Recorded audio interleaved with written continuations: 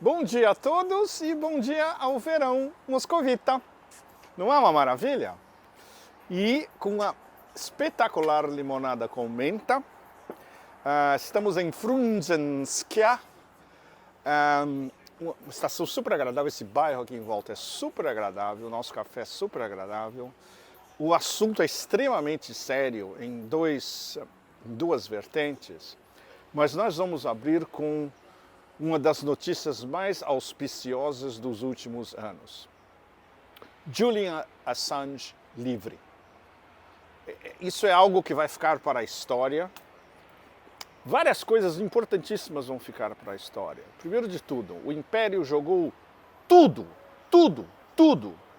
para quebrar o Julian psicologicamente, fisicamente e obrigá-lo, inclusive, a uma retratação com o seu longo período em uma cadeia britânica, por sinal, reservada a terroristas.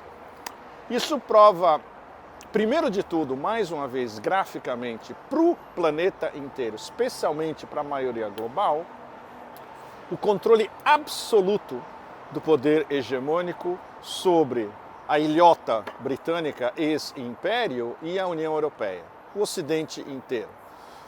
A raiva concentrada pelo que estava acontecendo com o Julian, ela veio, evidentemente, da maioria global. Mas isso prova, mais uma vez, como o poder do Império é absoluto e passando por cima de regras, diplomacia, acusações falsas, etc. Todas as acusações contra Julian eram falsas.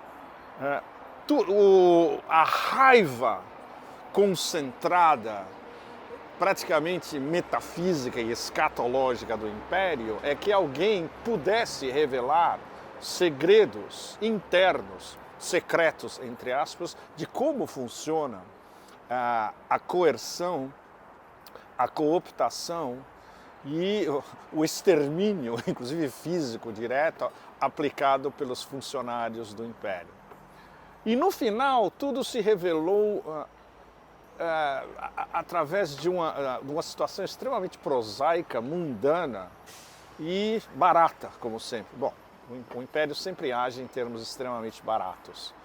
Um acordo com os advogados dos Estados Unidos, onde Julian confessa, entre aspas, uma das acusações de espionagem, baseada no velho Espionage Act americano, que ainda em vigor, foi tirado das traças para ser aplicado contra ele, e em troca uma pena que equivale mais ou menos à pena que ele já cumpriu em Belmarsh, na prisão de Belmarsh. Por isso ele pode estar livre. Ele saiu de Belmarsh num voo privado, foi para o aeroporto de Stansted, daí voou para as Ilhas Marianas do Norte, que pertencem ao Império, os últimos procedimentos legais, e daí viajar para Sydney e finalmente voltar à Austrália, sua terra natal. Então, no final, bastou, na verdade, um telefonema, né? Um telefonema de, vocês sabem aonde, para o Departamento de Justiça, basicamente dizendo, fecha essa história agora. E eles acharam essa alternativa, entre aspas, legal, que eles poderiam ter achado há 5 anos atrás, ou mesmo antes. Isso prova de que todo esse processo de encarceramento do Julian, mantê-lo em prisão e tentar quebrá-lo psicologicamente e fisicamente, foi a lição, entre aspas, que o Império quis dar para qualquer outro vazador interno, externo, americano ou estrangeiro.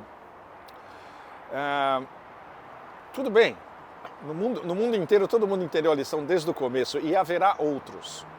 Não necessariamente agora, mas mais tarde, especialmente porque a lista de crimes de guerra, crimes contra a humanidade e de abusos imperiais de todas as maneiras e facções, fartamente documentada nas últimas décadas, mais cedo ou mais tarde vai explodir e a história será muito braba em relação a tudo isso. Bom, essa é a notícia auspiciosa. E o fato principal que, como exemplo de resistência épica, a história do Julian vai ficar para a história. Não o quebraram até o fim. E ele saiu por uma tecnicalidade há quase 5 meses das eleições americanas por uma razão muito simples. O combo que domina a política externa americana e que domina o cadáver semi-ambulante da Casa Branca percebeu que torturar um australiano em uma prisão de máxima segurança nos Estados Unidos alguns meses antes de uma eleição presidencial, not good business, não é boa para o business. Por isso que essa decisão foi tomada agora e por isso que essa decisão foi tomada quase 5 meses antes da eleição presidencial, porque esse combo vai capitalizar. Nós somos magnânimos e benignos, finalmente acabamos com essa história. E ele pagou um preço, e pagou um preço extremamente alto com os seus mais de 5 anos de prisão em Belmarsh. Bom, essa é uma história que essa é uma pequena história que a grande história vai julgar impiedosamente no resto desse século e nos séculos vindouros.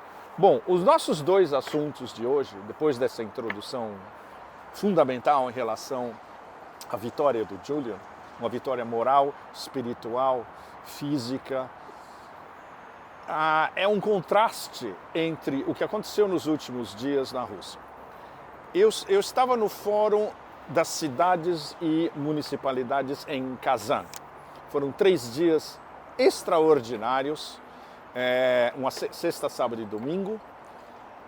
Infelizmente, a história vai registrar também que no domingo, quando a gente estava numa festa agrícola, que é um feriado nacional popular no Tatarstão, na República do Tatarstão inteira, de onde Kazan é a capital, o Império, através do seu controle remoto em Kiev, aquela gangue inominável no poder em Kiev, incluindo neonazistas de todas as facções, desenvolveu mais um capítulo da sua, autorizada pelo Império, guerra do terror contra civis russos.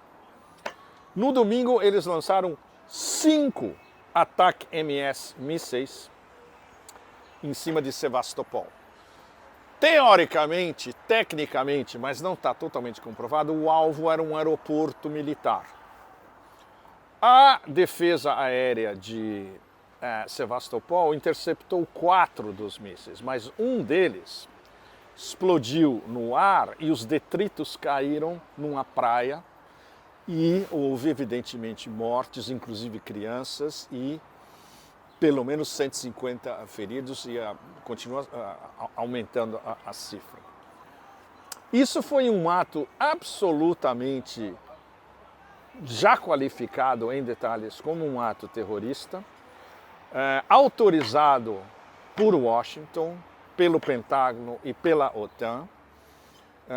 Os mísseis são americanos e operados, controlados, equalizados, demarcados, visados e o aperto do botão final, todos técnicos americanos. Os ucranianos são incapazes de achar um pedaço de papel higiênico nessa história toda. Ou seja, isso, mais uma vez, é a linha vermelha definitiva, já fixada por todo mundo, do presidente Putin ao Conselho de Segurança, ao Ministério das Relações Exteriores, ao Ministério da Defesa, aos diplomatas, ao representante da Rússia na ONU, todo mundo dizendo que essa é a definitiva linha vermelha. Bom, foi ultrapassado. E agora?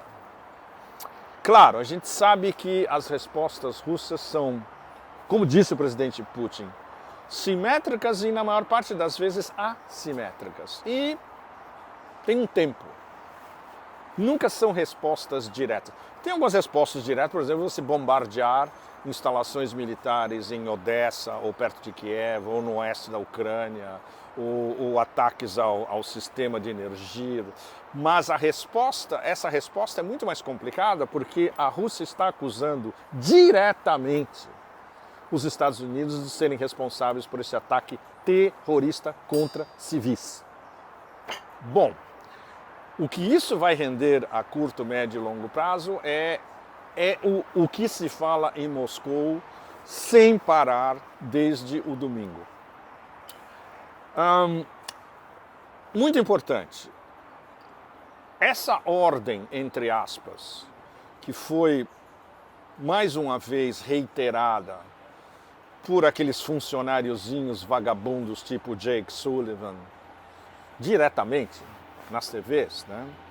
E em tese comunicada pela Casa Branca oficialmente há pouco tempo para Kiev de que eles têm autorização para atacar alvos dentro da Federação Russa com mísseis americanos e ingleses especialmente, essa ordem já vem de meses. Agora apenas ela ficou pública. Já houve vários ataques contra civis e instalações russas muito longe do fronte de 1000 quilômetros em Donbass. Esse é muito mais sério, porque esse foi um ataque direto contra civis e revelou-se um ataque contra famílias, incluindo crianças, numa praia, num domingo, num feriado cristão ortodoxo. Mais sério do que isso, é impossível, mais sério do que isso, só uma mini bomba nuclear da OTAN em alguma latitude russa. E ao mesmo tempo isso foi coordenado com uma operação visível para todos nós que seguimos essa história há 20, 30 anos, MI6 e CIA, de regurgitar uma das células de fanáticos wahhabis, jihadis e salaf jihadis no Daguestão, que é um saco de pólvora onde circula todo tipo de extremistas, de todo tipo de facções, árabes, semi-árabes, Ásia Central, etc. Um ataque terrorista no Daguestão, onde inclusive com um requinte de perversidade típico dos velhos tempos do exército islâmico, um pastor cristão ortodoxo, sexagenário, cortaram a sua garganta. Foi praticamente semi-decapitado por esses extremistas. E isso é o retorno da guerra do terror operacionalizada pelo MI6 e pela CIA no Cáucaso, das áreas limítrofes da Federação Russa, como eles vão continuar tentando na Ásia Central também, ou seja, no espaço pós-soviético, o ditame principal do MI6 e da CIA a partir de agora é guerra do terror. Isso já começou desde o atentado no Crocus, onde foram instrumentalizados tajiks online por um pastor extremista tajik que está no Tajiquistão e se comunica com essas gangues todas online, para, ressurreicionar essa célula super extremista no Daguestão, e haverá outras também. Então tudo isso coincidiu num dia sagrado para os russos, que é um feriado cristão ortodoxo, familiar, de confraternização. A data foi explícita para esse ataque simultâneo contra a Crimeia, Sebastopol e no Daguestão. O contraste não podia ser mais flagrante e brutal com esses dias que nós vivemos em Kazan. O que estava acontecendo em Kazan é uma história muito bonita a curto, médio e longo prazo, porque foi, digamos, a primeira semente plantada no solo de Kazan. A primeira reunião de um fórum de cidades e municipalidades dos BRICS Plus, não só dos 10 BRICS, mas de convidados também. Tinha delegações e prefeitos e representantes oficiais convidados de diversos países que mais cedo ou mais tarde vão se tornar membros dos BRICS. Por exemplo, da Indonésia, da Turquia, entre outros o prefeito de Ankara, cidade mais importante da Turquia, a sede do governo, estava lá. Entre os BRICS tinha uma delegação brasileira adorável, nós conversamos muito, de pequenas cidades no Brasil, me informaram muito do que está acontecendo, por exemplo, no Rio Grande do Sul, no interior de São Paulo, no Mato Grosso, na fronteira quase com a Amazônia.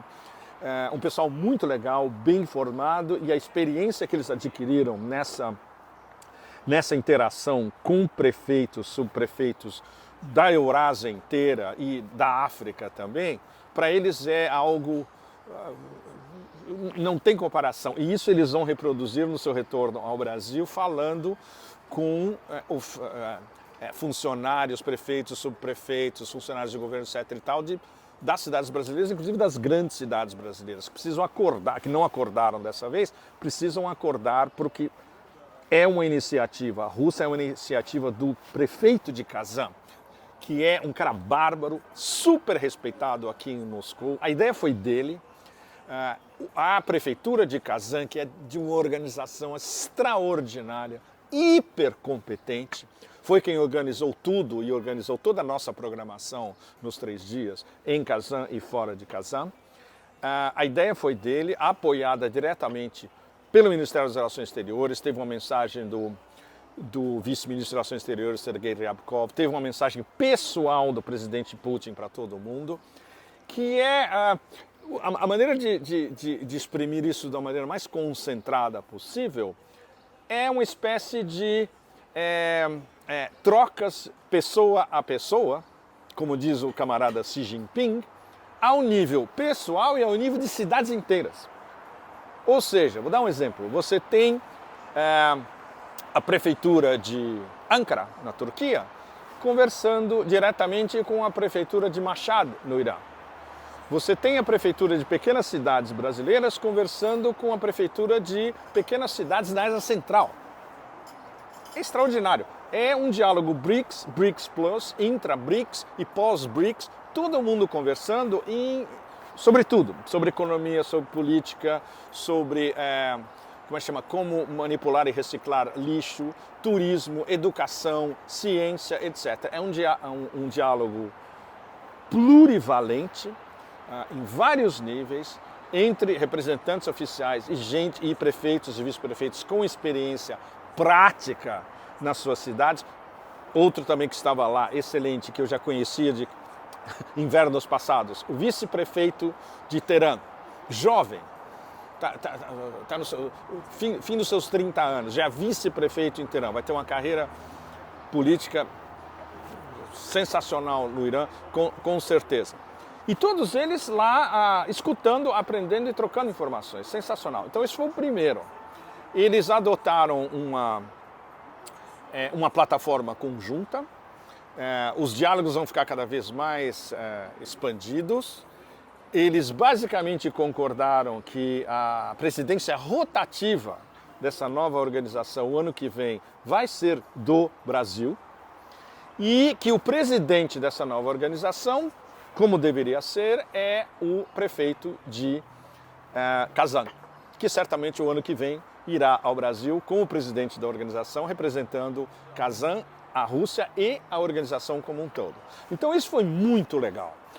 Foi no espetacular edifício da prefeitura de Kazan, foto em grupo, confraternização.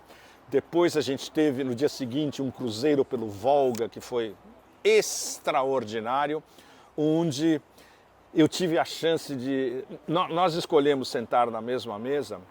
Eu estava com o representante oficial da República da Crimeia diretamente com Vladimir Putin.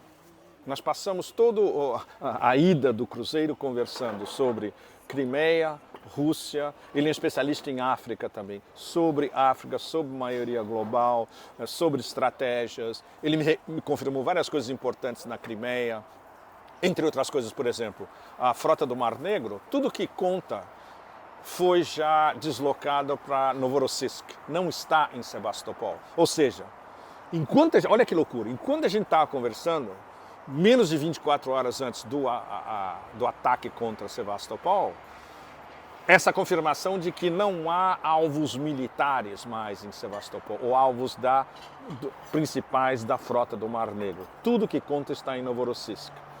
Então esse foi um ataque gratuito, foi um ataque dirigido basicamente contra civis. Nas conversações paralelas, por exemplo, com uma secretária de organizações de prefeitura e municipalidades da Ásia inteira, uma indonésia de Yogyakarta, os contatos com a delegação iraniana, por exemplo, tinha prefeitos de cidades iranianas super importantes como Isfahan e Mashhad também, não só Teherã. Os iranianos eles deram muita atenção para esse primeiro meeting dessa organização. E no domingo a gente, justamente no dia nefasto dos atentados contra a Rússia, nós estávamos em uma festa popular, Sabantui, e com um pessoal absolutamente extraordinário, as pessoas te recebem como se você fosse parte da família. É uma feira de agricultura mix com um feriado nacional. Welcome to Tatarstan! Moçada, eu estou no Tatarstan e eu estou na mais importante festa agrícola do Tatarstão há séculos. Sabatui. É absolutamente indescritível. É como se você tivesse tomado um ácido e você está numa trip de ácido estendida e alegre, sem efeitos colaterais. Tem todas as províncias do Tatarstão estão aqui. Eles apresentam as suas artes, artesanato, comidas locais, etc., maneiras de cultivar a terra, produtos manufaturados. É uma enorme festa e esse ano especialmente ela coincidiu com a cúpula dos BRICS das cidades, que foi no último fim de semana. Então teve no final um show sensacional, baseado não só na mitologia popular do Tatarstão, ou seja, como eles cultivam a terra, a noção de família, a noção da importância da agricultura, a noção de você coordenar a família, o casamento, a expansão da família, cultivar a terra, respeitando as ordens do céu. Tengri. Tengri é o Deus do céu. E essa é a divindade na história da Ásia Central, do Heartland da Ásia Central, através de milênios, na verdade. E junto com digamos, uma homenagem aos participantes dos jogos dos BRICS e da cúpula dos BRICS das cidades. E esse é o final, mais ou menos, da confraternização. Todo mundo vai ter um almoço absolutamente, um banquete extraordinário. E o mais legal é você ir de pavilhão em pavilhão das províncias e você vê, por exemplo, máquinas, na verdade, equipamentos de tecelagem de lã, por exemplo, de séculos. É a mesma máquina usada há séculos, operada manualmente, absolutamente impecável a tecelagem de lã. Produtos manufaturados, por exemplo, eu fui ver panelas. E você compara a qualidade das panelas feitas no Tatarstão, de aço inoxidável, com os europeus, a qualidade é equivalente, em muitos casos superior, e o preço é 7, 8 vezes inferior. Absolutamente extraordinário. Então, olha, essa é uma festa tatar, estamos no Tatarstão, eu sou o novo tatar e Pepe Café Tatar. Bye! Tradicional da cultura tatar, onde você vê stands de quase praticamente todas as regiões do Tatarstão com as suas produções agrícolas sensacionais. A comida é um espetáculo absoluto, tecelagem, produtos artesanais. E você pode ver, experimentar tudo. E numa atmosfera de confraternização. E teve um espetáculo lindo. Eles reencenaram com um balé, música e teatralmente, evidentemente, uma das lendas fundamentais do Tatarstão, que é a história de um cavaleiro que chega a uma pequena vila, ele se revela um grande mestre da agricultura, o chefe do povoado recebe muito bem, e aí tem uma disputa pela mão da filha do chefe do povoado, e evidentemente o nosso herói ganha, eles vivem felizes para sempre, montam uma família, cultivam a terra, etc. e tal. Tudo isso é muito importante, porque foi a mensagem direta e indireta do Tatarstão como um todo para os valores tradicionais do Tatarstão, que é cultivar a terra, montar uma família, viver em harmonia, receber bem os hóspedes, seja de onde eles vierem do mundo inteiro, e tudo isso é seguindo os ditames, não os ditames, seguindo a influência positiva de Tengri. Tengri é o Deus do céu, é a divindade na Ásia Central, dos povos da Ásia Central, das estepes, da Eurásia Central, do Heartland, há séculos. E isso é muito, muito importante porque liga diretamente com a Rússia como a pátria de valores tradicionais, onde a família é fundamental, a harmonia é fundamental, o cultivo da terra, tudo isso são valores não só tataros, como valores russos. E por que tudo isso aconteceu em Kazan e no Tatarstão? Estratégia. Estratégia. Kazan é a porta da Rússia para o mundo islâmico. Kazan é a porta da Rússia como um país multicultural e também islâmico. A população muçulmana da Rússia pode estar entre 20% e 25%, de acordo com as diferentes maneiras como ela é medida, a porta com 1,5, 1,6 ou 1,7 bilhões de muçulmanos no mundo inteiro. Então isso explica a representação bastante forte de países islâmicos nessa cúpula, o fato de que Kazan mostra para o mundo a sua face polivalente e verdadeiramente multicultural, é uma prévia para outros meetings que devem ter. Por exemplo, vai ter um festival de cinema islâmico em Kazan no começo de setembro. E é uma prévia para o grande encontro dos BRICS Plus, dos BRICS 10 por enquanto, em outubro, que é a cúpula anual sob a presidência russa. Então tudo isso é organizado estrategicamente e como o pessoal da delegação brasileira me disse pessoalmente, eles estavam todos embasbacados com tudo. Com a organização, com a recepção, com o nível do diálogo, com a qualidade do trabalho da prefeitura de Kazan. Eles botaram todo mundo da prefeitura de Kazan, que é um pequeno exército, trabalhando dentro da organização, em torno da organização, ciceroneando os convidados, ou seja, tudo absolutamente exemplar, uma aula, absolutamente. E o pessoal da Indonésia, o pessoal do Irã, da Ásia Central, estava todo mundo também boquiaberto. E isso é só uma prévia do que vai acontecer em outubro, quando eles vão receber os BRICS 10 e os candidatos ao BRICS Plus expandido, onde, como a gente já sabe, já tem mais de 40 na fila. E vários vão mandar delegações oficiais e foram convidados pela presidência russa para estar na cúpula dos BRICS em outubro em Kazan. Então, fechando, como a gente poderia fechar? A grande notícia auspiciosa dos últimos anos, concernando Julian Assange livre, o contraste absoluto entre o que o mundo multipolar, multinodal de nós que se entrecruzam, harmônico, definição do presidente Putin, em contato, interligado, está fazendo e vai fazer daqui para frente a construção de um mundo mais justo e equânime, que é o que a gente viu em Kazan. E o que o Império tem a oferecer face a tudo isso? Fora a hipocrisia extrema de manter Julian preso durante 5 anos para depois liberá-lo com uma assinatura num pedaço de papel, que não vale nada, o Departamento de Justiça, que também não vale nada, porque eles fabricam tudo. E isso liga também com outra decisão, que é uma decisão dos vassalos europeus. Vão roubar o dinheiro da Rússia mesmo.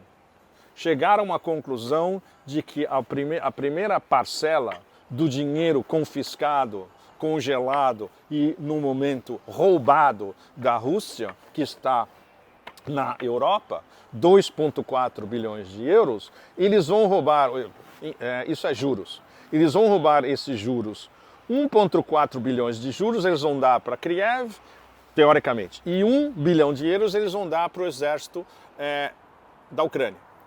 Na prática, que isso é que vocês não vão ler em lugar nenhum, essa grana volta para a Europa, porque essa grana vai gerar benefícios para empresas europeias que estão atuando ainda na Ucrânia. Ou seja, esse dinheiro não vai chegar na Ucrânia, fundamentalmente. Ele vai voltar para a Europa e o que chegar à Ucrânia, aquela gangue, literalmente terrorista em Kiev, tem que pagar comissões e retrocomissões aos europeus. Ou seja, é uma lavagem de dinheiro interna da europeia, mais uma vez, facilitada e autorizada por quem realmente manda, que é o império que liberou Julian Assange com a assinatura chinfrim num pedaço de papel chinfrim.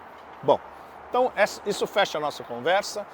Vocês têm na frente de vocês a ilustração gráfica do que a maioria do planeta está fazendo e do que a minoria está fazendo em desespero para perturbar e especialmente usando as suas estratégias de terror para minar por dentro, para impor mais uma vez o dividir para reinar, que é a única coisa que eles sabem fazer, contra a maioria global. Então deixo vocês com, mais uma vez, limonada com menta, sol e verão em Moscou. Tchau, e o próximo Pepe Café, vocês não têm ideia de onde vai ser. Bye, bye, tchau, obrigado.